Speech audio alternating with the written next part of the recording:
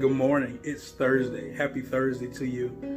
God has blessed us once again to make it through another day, and I am glad about it. I'm glad that you thought enough of the content that's released on this platform to stop by once again and check us out to see what God would have for us to say. And I pray that what's going to be said today and the days to come will bless your very existence. Well, on this Thursday, I want to tell you something that you may have heard before, but I want you to listen closely. I want to tell you today that it is absolutely your time. Yes, it's your time, but it may not be in the way that you think. Well, a phenomenal passage of scripture is found in the book of Esther, chapter 4, verse 14. And in this text of Esther, her uncle Mordecai says to her, listen, who's to say that God did not position you and create you for a time such as this? Now, if you choose not to use your voice and to speak up and to use what God has positioned you to do to bring about this great deliverance, God will cause it to come from another angle. But here's the thing, you and your family will perish. In other words, he's saying to her, you refusing to do what God is pushing you to do is not going to cause it not to be done. It's just going to affect how it benefits you personally. Well, it is absolutely your time. God created you to be alive in this season for a reason. It was planned, it was meticulous, it was on purpose. What we have to do is we have to seek after God. We have to consult him and ask him, God, how do you want me to go about doing what you are calling me to do?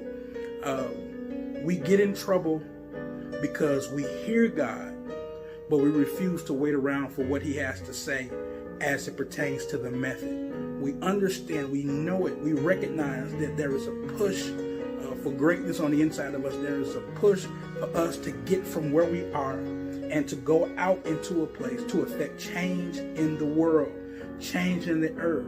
But oftentimes we depend on our own recollection, we depend on our own mind frame of how we've seen it done before, and we find ourselves confused, conflicted of sorts, because we know God's telling us to go, but we're trying to go in the method that he's called someone else to go in. What is your method? Do you know that God uses Esther's beauty to bring deliverance to a whole nation? Esther never had to step outside of what God had already created her to be to gain an audience. She just had to use that audience for the glory of God. What has God created you to be? What gifts, what talents, what assets has God blessed you to possess? All you have to do is be the person, be the man, be the woman, be the child, be the adult that God has created you to be.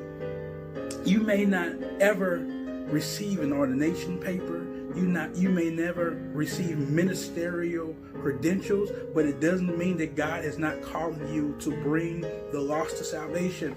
You may not ever pastor a church. You may not ever become a bishop, become a Christian leader, but it does not mean that God has not called you to build up the kingdom. Look at this. This book of Esther is the only book in the Bible that does not mention the name of God, but you can see God's hand and God's work all through it. Esther was not a religious leader. She was not a person called, she was not a prophet. She was not called to what you and I would deem the religious aspects of God's people, but her position allowed God's people to be delivered. God is concerned about every aspect of our lives, and he has called some of us to be agents for change in some peculiar persons. Some of us will do it inside the church arena.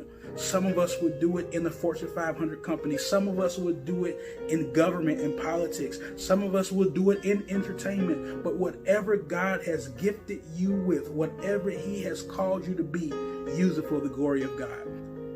Remember, life happens in the flow.